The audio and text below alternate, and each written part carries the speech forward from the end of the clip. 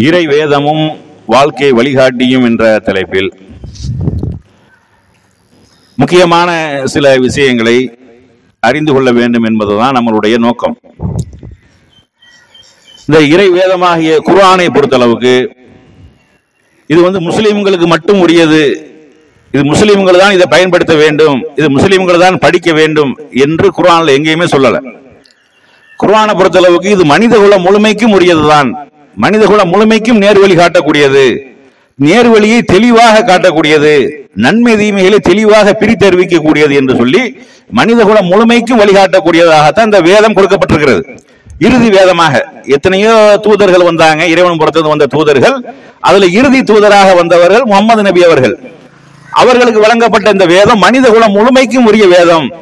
மற்ற வேதங்களை பொறுத்தளவுக்கு வணக்க வழிபாடுகள் அந்த மாதிரியாக இருந்தாலும் ஒரு வாழ்வியல் நெறிமுறை என்பது மனித வாழ்வில் அவன் பிறந்ததிலிருந்து மரணிக்கக்கூடிய வரைக்கும் அனைத்து செயல்பாடுகளையும் சொல்லக்கூடிய, அனைத்திலையும் மார்க்கம் தலையிடக்கூடிய, அனைத்து விஷயங்களுக்கும் மார்க்கம் வழிகாட்டக்கூடிய ஒரு வேதமாக குர்ஆன் இருக்கிறது. எந்த துறையை நீங்கள் எடுத்துக்கொண்டாலும் அதற்கு இப்படி செய்ய வேண்டும், இப்படி செய்யக்கூடாது என்ற ஒரு வழிகாட்டுதல் இருக்கும். கொடுக்கல் வாங்கலாக இருந்தால் எப்படி கொடுக்கணும், எப்படி வாங்கணும், கடன் கொடுக்கிறதா இருந்தால் அதனுடைய முறைகள் என்ன, கடன் வாங்கினவர்களுடைய முறை என்ன, வியாபாரம் பண்ணக்கூடிய நேரத்தில் அதனுடைய முறைகள் என்ன, எந்த வியாபாரம் செய்ய வேண்டும், எப்படியான வியாபாரம் செய்யக்கூடாது, மோசடி வியாபாரம் செய்யக்கூடாது, ஏமாற்று வியாபாரம் செய்யக்கூடாது, அடுத்தவர்களுக்கு கேடு விளைவிக்கும் பொருள்களை கொடுக்கக்கூடாது, விற்கக்கூடாது, இப்படி வியாபாரத்திலையும் தடையிடும். அதே மாதிரி நண்பர்களை தேர்ந்தெடுக்கக்கூடிய நேரத்தில் அதற்கு இஸ்லாம் வரும். நண்பர்கள், நல்ல நண்பர்கள் தேர்ந்தெடுங்க, நல்ல நண்பர்கள் கஸ்தூரி போன்றவர்கள், அவர்களிடத்தில் மனத்தை நீங்கள் பெற்றுக் கொள்வீர்கள். கெட்ட நண்பர்கள் யாருன்னா அந்த கொள்ளும் துருத்தியில் அடிக்கக்கூடியது, அவனுக்கு எந்த வாடையும் இருக்காது, கெட்டதை தான் பெற்றுக்கொள்வேன் என்ற அளவுக்கு நண்பர்கள் விஷயத்திலையும் அது மாதிரி உங்களுடைய படுக்கை விஷயம், நடத்தை விஷயம், காலை கடன்கள், வணக்க வழிபாடுகள், எந்த விஷயமாக இருந்தாலும் இந்த மார்க்கத்தில் தெளிவான ஒரு வழிகாட்டுதல் இருக்கிறது. இந்த குர்ஆனை பொறுத்தளவுக்கு இது மனிதகுலம் முழுமைக்குமாக வழங்கப்பட்ட ஒரு வேதமாக இருக்கக்கூடிய காரணத்தினால் உலகம் அழியக்கூடிய காலம் வரைக்கும் வழிகாட்டக்கூடிய ஒரு வேதமாக இருக்கிறது. அது மாதிரி தூதராக வந்த முகமது நபி அவர்கள் முஸ்லிம்களுக்கு மட்டும் உள்ள தலைவர் கிடையாது, முஸ்லிம்களுக்கு மட்டும் உரியவர்கள் கிடையாது. இதை பத்தி குர்ஆன்ல சொல்லக்கூடிய நேரத்தில் வமா அர்சல்னாக இல்லா ரஹ்மத்தன் லில் ஆலமீன், மனிதகுலம் முழுமைக்கும் உண்மை அருளாக நம்ம அனுப்பியிருக்கிறோம், மனித சமுதாயத்திற்கெல்லாம் அருளாக நம்ம அனுப்பியிருக்கிறோம். யார? முகமது நபி அவர்களை. மனிதர்கள் எப்படி வாழ வேண்டும், எப்படி வாழக்கூடாது என்பதை மிக தெளிவாக சொல்லக்கூடிய ஒரு வாழ்வியல் வழிகாட்டி. அதுபோக இன்றைக்கு இருக்கக்கூடிய விஞ்ஞான உலகத்துல எத்தனையோ வேதங்கள் இந்த விஞ்ஞானத்தினுடைய சவாலை எதிர்கொள்ள முடியாமல், விஞ்ஞானிகளுடைய அந்த கருத்து கூற்றுகளுக்கு என்னதை எதிர்கொள்ள முடியாமல் தோல்வி அடைந்த செய்திகள்லாம் நீங்க பாப்பீங்க நீங்க. ஆனா குர்ஆனை பொறுத்தளவுக்கு நிரூபிக்கப்பட்ட விஞ்ஞானத்தினுடைய எந்த விஞ்ஞானத்தினுடைய உண்மைக்கு மோதாத வகையில, எந்த விஞ்ஞானத்தை மறுக்காத வகையில எத்தனையோ நவீன விஞ்ஞான உண்மைகளை சொல்லக்கூடிய அற்புதமான ஒரு வேதமா இருக்குது. 1400 ஆண்டுகளுக்கு முன்னாடி அருளப்பட்ட வேதமாக இருந்தாலும் இன்றைக்கு வாழக்கூடிய மக்களுக்கும் இனிமேல் வரக்கூடிய மக்களுக்கும் வழிகாட்டக்கூடிய, அவர்கள் எப்படி வாழ வேண்டும், எப்படி வழிபட வேண்டும் என்பது போன்ற அனைத்து விஷயங்களையும் இந்த வேதத்துல என்னது சொல்லப்பட்டிருக்கிறது. அப்படியான ஒரு வேதம். ஆனா இந்த வேதங்களை முஸ்லிம்கள் சரியான முறையில கடைபிடிக்கிறாங்களா, சரியான முறையில பின்பற்றுறாங்களா, அதை ஏற்று செயல்படுத்துறாங்களா, அதன்படி நடக்கிறார்களா என்றால் கேள்விக்குறிதான். வேதம்னு வச்சிருக்கிறாங்க, வேதத்தின் அடிப்படையில் வாழ்க்கையை அமைத்துக் கொள்ளவில்லை, வேதத்தின் அடிப்படையில் அவர்கள் தங்கள் வாழவில்லை, தூதரனுடைய வழிகாட்டியதன் அடிப்படையில் அவர்கள் தங்கள் வாழ்க்கையை அமைத்துக் கொள்ளவில்லை. அமைத்திருப்பார்களே ஆனால் இன்றைக்கு எத்தனையோ பிரச்சனைகளுக்கு தீர்வு காணப்பட்டிருக்கும், எத்தனையோ விதமான சிரமங்களுக்கு, இந்த உலகளாவிய பிரச்சனைகளுக்கு தீர்வு காணப்பட்டிருக்கும். குர்ஆன் சொல்லக்கூடிய இந்த போதனையின் காரணமாக எத்தனையோ உலகத்தில் தீர்க்க முடியாத பிரச்சனைகள் எல்லாம் தீர்க்கப்பட்டது. எப்படியாப்பட்ட பிரச்சனைகள் எல்லாம் தீர்க்கப்பட்டது? இந்த ஜாதிகளை பொறுத்தளவுக்கு உலகளாவிய அளவுல பெரிய இருக்குது. சாதிங்கிற அடிப்படையில, மொழிங்கிற அடிப்படையில, நிறம்ங்கிற அடிப்படையில, வெள்ளக்காரன் கருப்பன் என்ற அடிப்படையில, நீ உயர்ந்தவன் நான் தாழ்ந்தவன் என்ற அடிப்படையில, அந்த ஜாதி உயர்ந்தவன் இந்த ஜாதி தாழ்ந்தவன் என்ற அடிப்படையில, இப்படியாக மனித குலத்துல ஜாதி மத வேற்றுமை என்பது மொழி ரீதியாகவும், நாடு ரீதியாகவும், இனம் ரீதியாகவும், நிறம் ரீதியாகவும் இருக்கக்கூடிய நேரத்தில் இஸ்லாம் ஒரே ஒரு வார்த்தையில தவிடுபடியாகுச்சு. நீங்க வரலாறுகளை நீங்கள் படித்திருந்தீர்களே ஆனால் பிலால் ரலியல்லாஹு என்று சொல்லக்கூடிய கருப்பினத்தின் அடிமையாக இருந்த அவர்கள் தான் பாங்கினுடைய அழைப்பை இப்ப சொன்னாங்களா இல்லையா, பாங்கு இந்த மாதிரியான பாங்கினுடைய அழைப்பை முதலாக விடுக்க அல்லாஹ் ரசூல் ஸல்லல்லாஹு அலைஹி வஸல்லம் அவர்கள் அழைப்பு விடுத்தது யாருன்னா பிலால். அவர் கருப்பு நிறத்தை சேர்ந்தவராக அடிமையாக இருந்தவர்கள். மக்களை தொழுகையின்பாக அழைக்கக்கூடிய ஒரு அழைப்பை விடக்கூடிய ஒரு மிகச்சிறந்த ஒரு பணியை அவர்களிடத்தில் கொடுத்தார்கள். மனிதர்கள் அனைவரும் சமம் என்றார்கள். எல்லாம் ஒரு ஆண் ஒரு பெண்ணிலிருந்து பிறந்தவர்கள். யாருக்கும் இடையில மனிதன் என்ற அடிப்படையில் எந்த ஒரு ஏற்றத்தாழ்வும் கிடையாது, எந்த விதமான ஒரு பாகுபாடும் கிடையாது, அனைவரும் சமமானவர்கள்.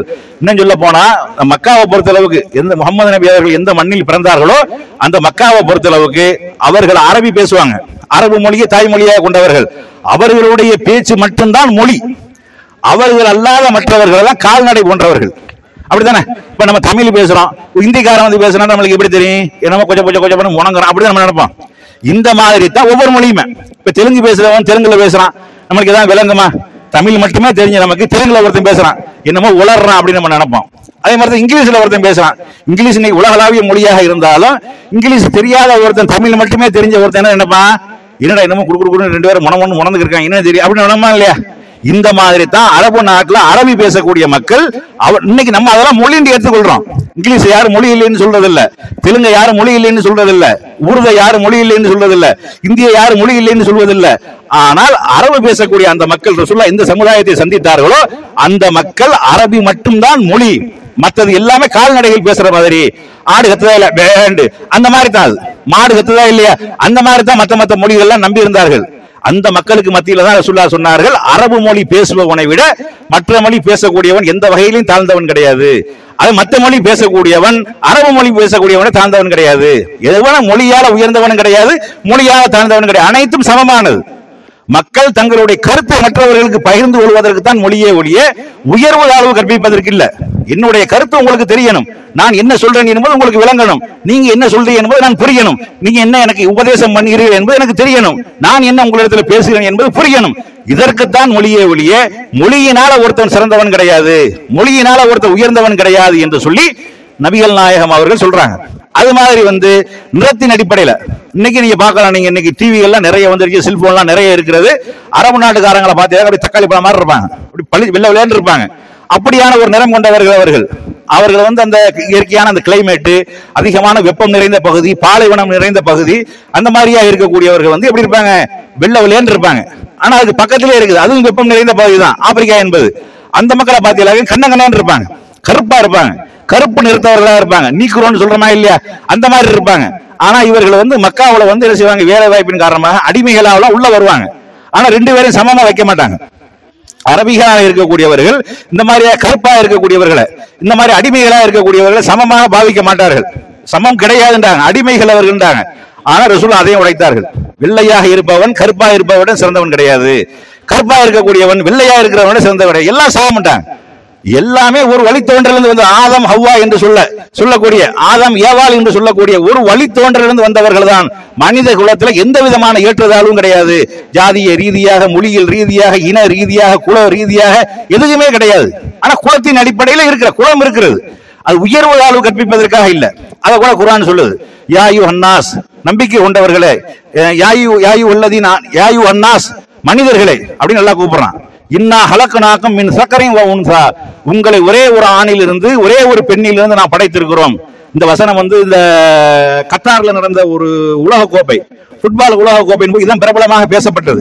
ஒரு இயலாத ஒரு சிறுவன் மூலமாக நீங்கள் எல்லாம் அனைவரும் ஒரு தாய் தந்தைக்கு பிறந்தவர்கள், நாம் அனைவரும் சகோதரர்கள், இந்த வசனத்தை தான் ஓதினார். யாயு அன்னாஸ் இன்னா ஹலக்னாக்கும் மின் ஸக்கரின் வ உன்ஸா, உங்களை ஒரு ஆண் ஒரு பெண்ணில் இருந்து நாம படைத்திருக்கிறோம். உங்களை கிளைகளாகவும் கோத்திரங்களாகவும் ஆக்கியிருக்கிறோம். கிளைகளாகவும் கோத்திரங்களை ஏன் ஆக்கியிருக்கிறோம்? இன்ன அக்ரமக்கும் இந்தல்லாஹி அத்துகாக்கும், உங்களில் ஒருவர் மற்றொருவரை அறிந்து கொள்வதற்காக. இப்ப ஒரு ஊர்ல இருக்கக்கூடிய 4 சாவுல் எமி இருந்தா இருக்கான் தெரியுமா?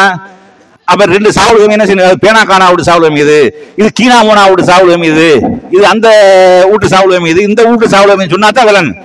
அப்ப 4 பேர் ஒரு இடத்துல இருப்பார்களே, ஆனால் 4ஐயும் பிரித்து அறிவிக்கிறதுக்கு தான் அந்த வீட்டுக்காரரு இந்த வீட்டுக்காரரு அவர் மாப்பிள்ள இப்படி சொல்லமா இல்லையா? ஒரு ஊர்ல 4 அப்துல்லான்னு 4 பேர் இருந்துச்சுன்னா எந்த அப்துல்லான்னு தெரியாது. நீ எந்த அப்துல்லா சொல்ற? கிழக்கு தெரு அப்துல்லா, மேற்கு தெரு அப்துல்லா அப்படின்னு சொல்லமா இல்லையா? இதற்காகத்தான் கிளைகள் கோத்திரங்களை தவிர உயர்வு தாழ்வு கற்பிப்பதற்கு இல்ல. உங்கள சிறந்தவர்கள் யார் என்றால் இறைவனிடத்தில் யார் சிறந்தவராக இருக்கிறார், இறை எச்சத்தின் அடிப்படையில், இறைவனை அஞ்சுவதின் அடிப்படையில், இறைவனை பயந்து வாழ்வதின் அடிப்படையில் யார் சிறந்தவர்களாக இருக்கிறார்களோ அவர்கள் தான் இறைவனிடத்தில் சிறந்தவர்கள். மனிதன் என்ற அடிப்படையில் எந்த வகையிலும் யாருக்கு எந்த சிறப்பும் கிடையாது என்று சொல்லி குர்ஆன் சொல்கிறது. அப்ப மனிதர்களுக்கு வழிகாட்டக்கூடிய இந்த வேதம் மனிதர்கள் அனைவரும் சமம் என்று சொல்வதில் இருந்து இது உண்மையிலே இறைவனுடைய வேதம் தான். மற்ற வேதங்களை பொறுத்தளவுக்கு நீங்க பார்க்கலாம், நீங்க அதுல இருக்கக்கூடிய அந்த குறைபாடுகள், அதுல இருக்கக்கூடிய செயல்பாடுகள் அப்படிலாம் நிறைய இருக்கிறது. ஆனா இன்னும் நிறைய பேர் வந்து இந்த வேதத்தை படிக்கவே இல்லை. இஸ்லாம் என்ன சொல்லுகிறது, இஸ்லாமிய மார்க்கம் என்ன சொல்லுகிறது, இந்த குர்ஆன் என்ன சொல்லுகிறது என்று முஸ்லீம்கள் படிக்கவே கிடையாது. குர்ஆனை அறிந்து சும்மா வேதம்னு கையில வச்சிருக்கிறாங்க. வேதமோடு வைத்துக் கொண்டு அதை படிக்கிறது கிடையாது, அதன் அடிப்படையில் தங்களுடைய வாழ்க்கையை அமைத்துக் கொள்வது கிடையாது என்பதுதான் ஒரு வேதனையான விஷயமாக இருக்கிறது என்பதை விளங்கிக் கொள்ள வேண்டும். குர்ஆனை உங்களுடைய வாழ்வியல் நெறியாக கொண்டு வர வேண்டும். அனைத்து விஷயங்களுக்கும் தீர்வு சொல்லக்கூடியது. உலகத்தில் எந்த பிரச்சனை நடந்தாலும் அந்த பிரச்சனைக்கு குர்ஆன்ல தீர்வு இருக்கிறது. உலகம் அழியக்கூடிய காலம் வரைக்கும் தீர்வு இருக்கிறது. இது இறைவனின் புறத்திலிருந்து வந்தது. எந்த ஒரு மனிதனும் எழுதினது கிடையாது, தனி மனிதன் எவனும் எழுதினது கிடையாது. இந்த குர்ஆனுக்கு முழு சொந்தக்காரன் யார் என்றால் படைத்த இறைவன். இது இறைவன் புறத்திலிருந்து தூதுவர்கள் மூலமாக, வானவர்கள் மூலமாக முகமது நபிக்கு கொடுக்கப்பட்டது என்பதை விளங்கி, இதுல ஒரு எழுத்து வேதத்தை பொறுத்தளவுக்கு எந்த விதமான மாறுதல்களும் இல்லாம, எந்த விதமான ஒரு மாற்றமும் இல்லாமல் அப்படியே பாதுகாக்கப்பட்ட ஒரு அற்புதமான ஒரு வேதமாக இந்த குர்ஆன் இருக்கிறது. இந்த குர்ஆனை பெற்ற முஸ்லிம்கள் தங்களுக்கு உங்களுக்கு மட்டும் உரியது கிடையாது, இது அனைத்து மனிதர்களுக்கும் உரியது. யார் வேண்டாலும் படிக்கலாம் குர்ஆனை, யார் வேண்டாலும் படிக்கலாம், யார் வேண்டாலும் படிக்க விருப்பப்பட்டவர்கள் கேட்கலாம். இந்த ஜமாத்தை அணுகி தொடர்பு கொள்வீர்களே ஆனால் உங்களுக்கு குர்ஆன் வேணும், எங்களுக்கு ஒரு குர்ஆன் தாங்க, நான் படிக்கிறோம், சும்மா டைம் பாஸ் ஆக மாட்டேங்குது படிக்கிறோம் என்று நீங்க கேட்பீர்களே ஆனால் உங்களுக்கு குர்ஆன் தரப்படும். நீ தாராளமா என்ன செய்யலாம், யாரும் படிக்கலாம். தமிழ் மொழியில மொழிபெயர்க்கப்பட்டிருக்கிறது. அரபியில் என்ன இருக்குதோ தமிழ் மொழியில மொழிபெயர்க்கப்பட்டிருக்கிறது. எல்லாரும் படிக்கக்கூடிய வகையில் எளிமையான மொழியில சில வேதங்கள் வச்சிருப்பாங்க.